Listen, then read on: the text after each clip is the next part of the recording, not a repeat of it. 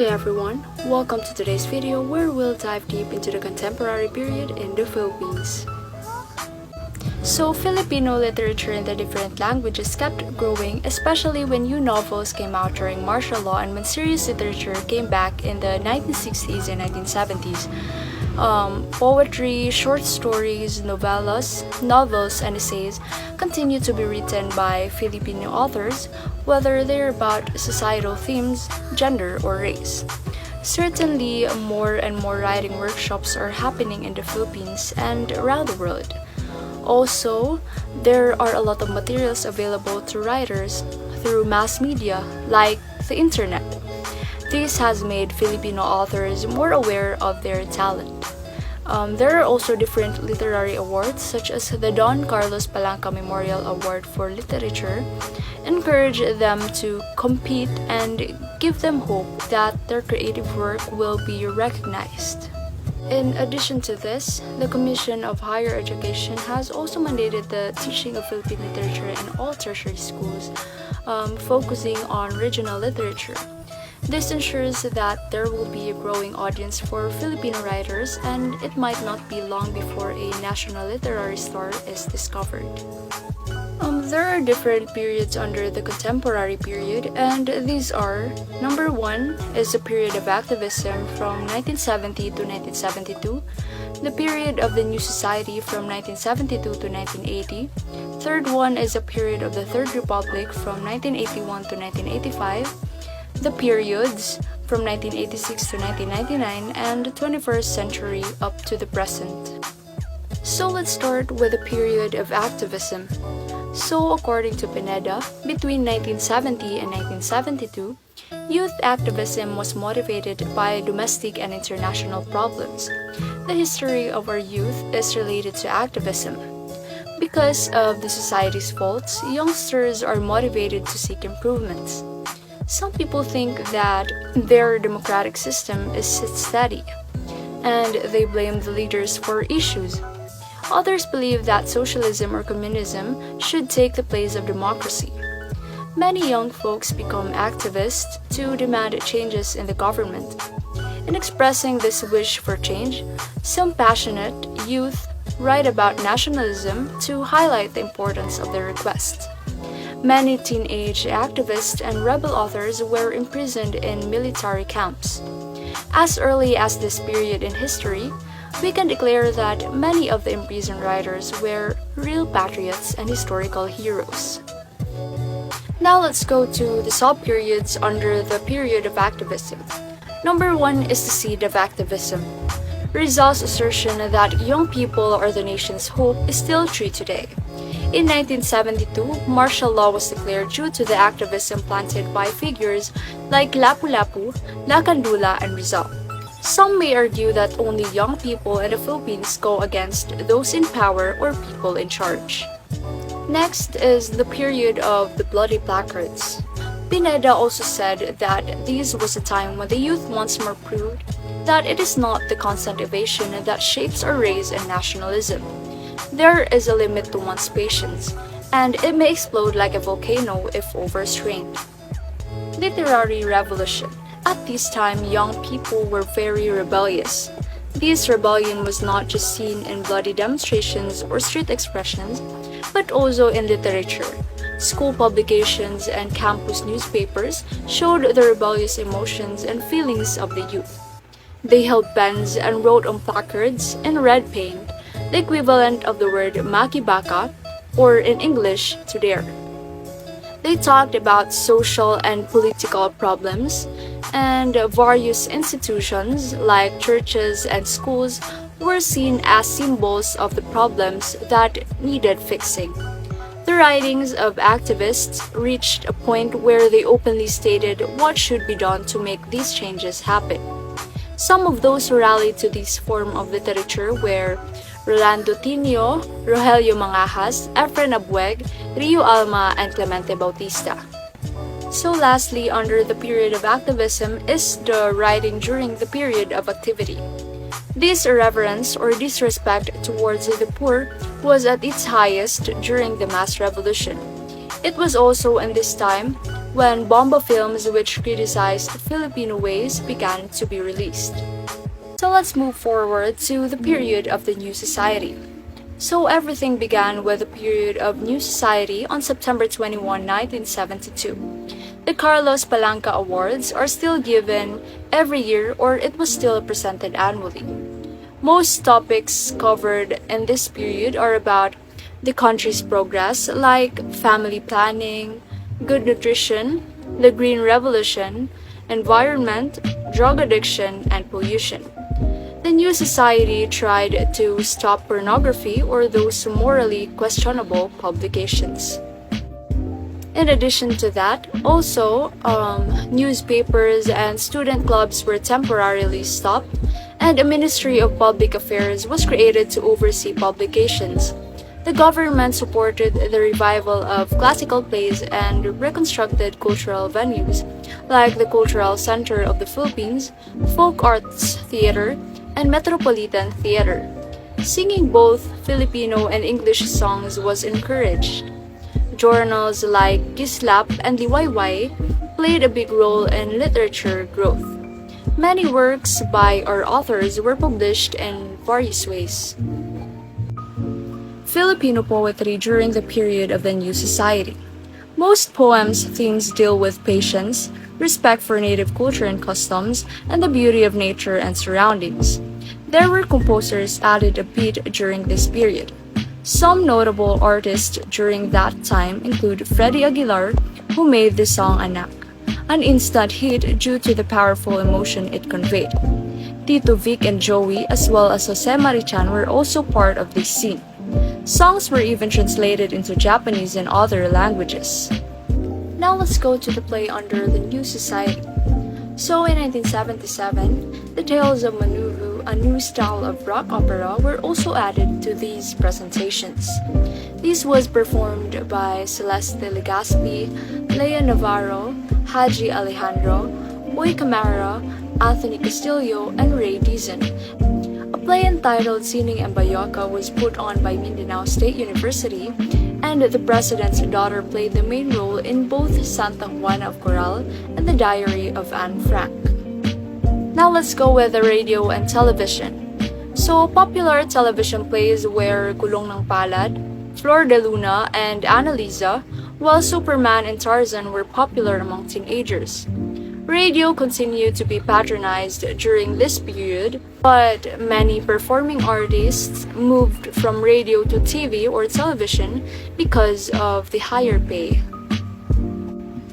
So every year, there was a month-long celebration called Pista ng mga Pelikulang Pilipino, where only Filipino films were shown in all Metro Manila theaters.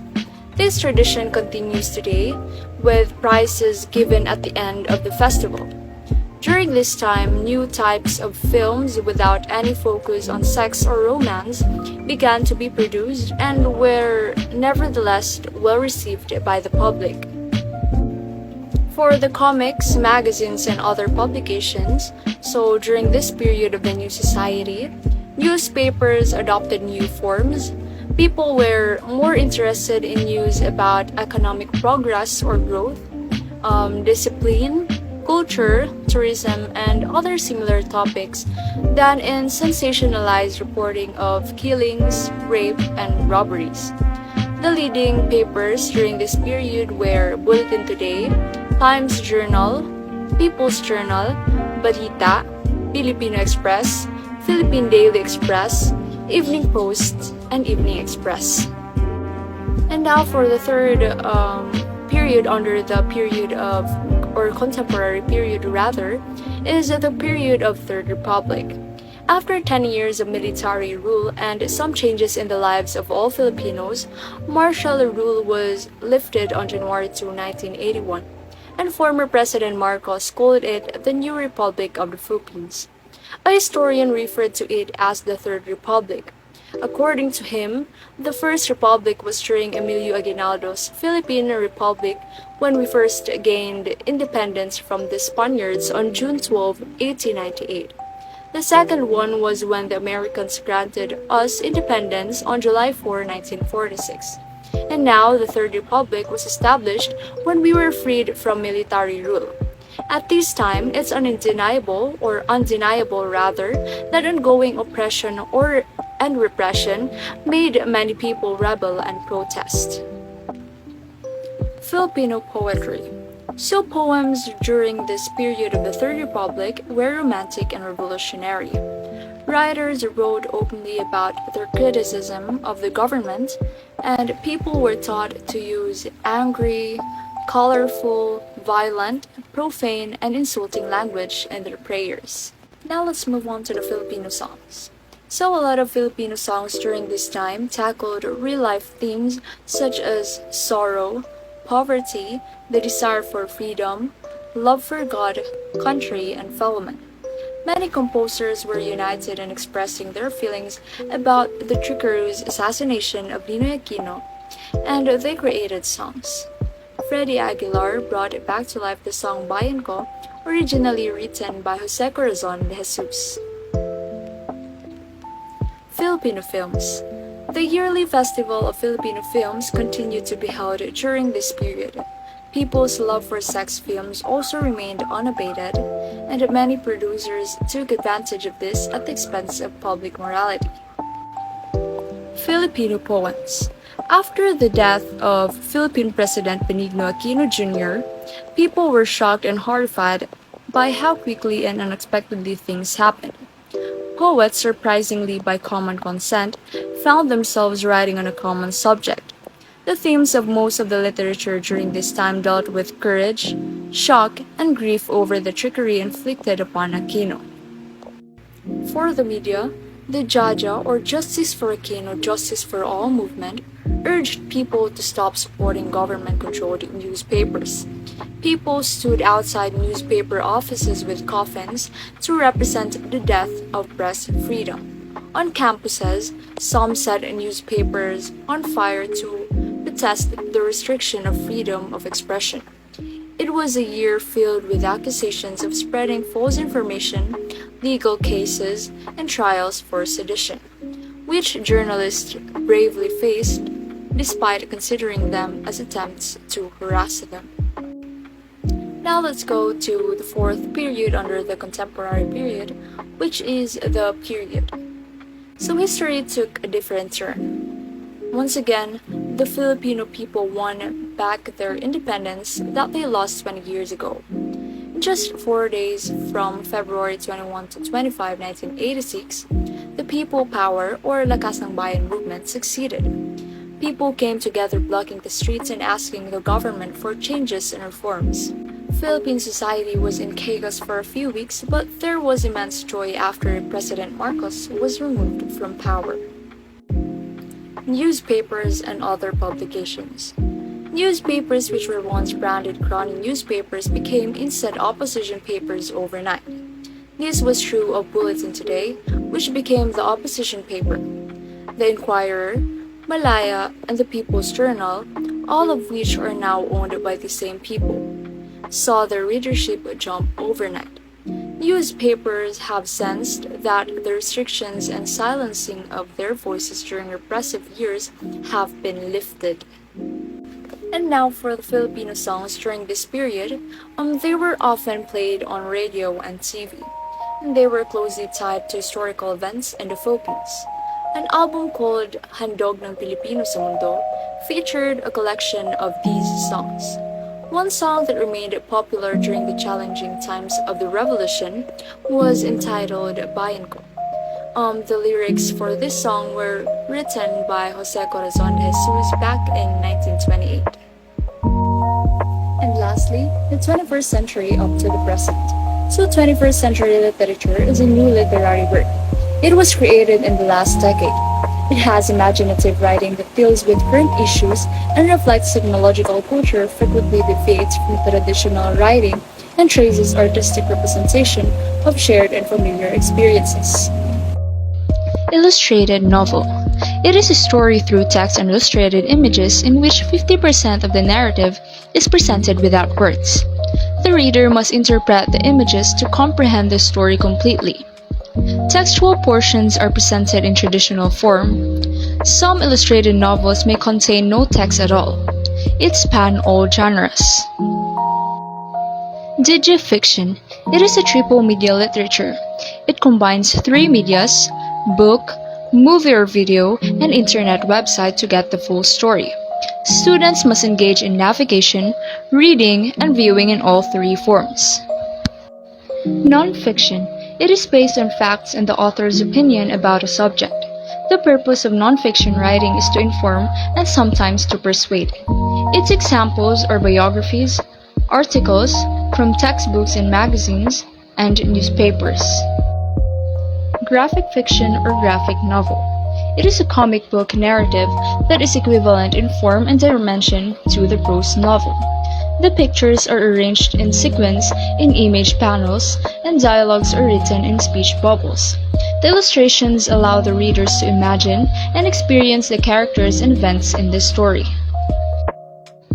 Flash fiction is ultra-brevity imaginative literature.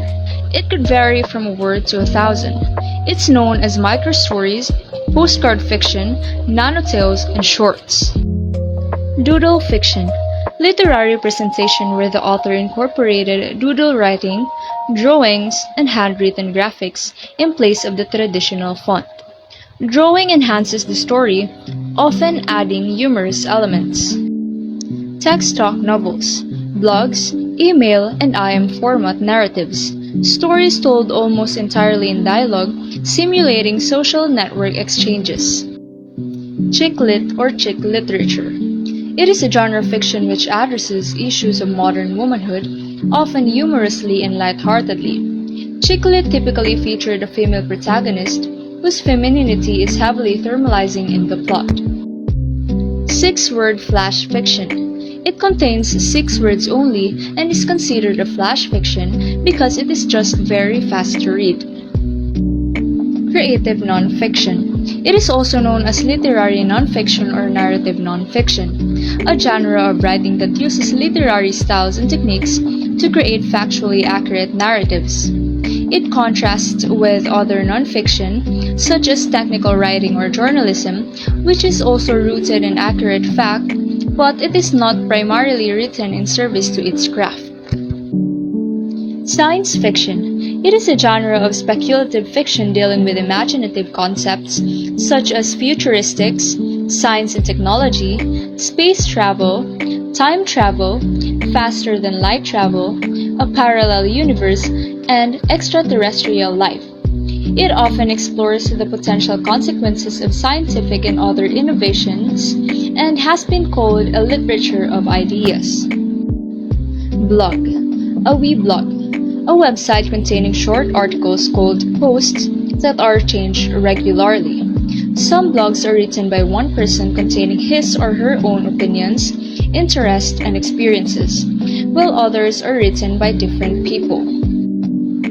Manga. It is used in the English-speaking world as a generic term for all comic books and graphic novels originally published in Japan.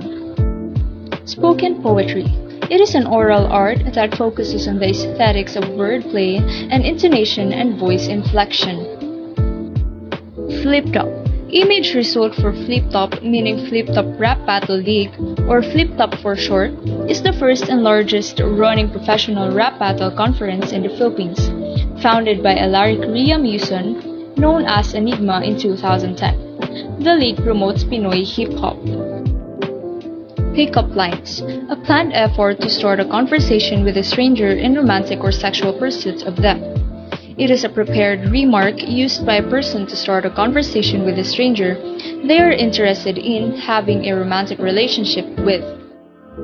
And lastly, hugot lines. It is derived from the phrase malalim ang pinaguhugutan, which literally means drawing from a deep place. This is when someone is emotional and talks about the source of his or her frustrations. They usually say something meaningful and deep most of the time without even realizing it. And that's it for today. Thank you for watching this video. I hope you learned something about the contemporary period in the Philippines. May we continue writing our own stories, adding to the melody of our shared history, and stepping into the future guided by the lessons embedded in the ink-stained narratives of our past. Have a great day.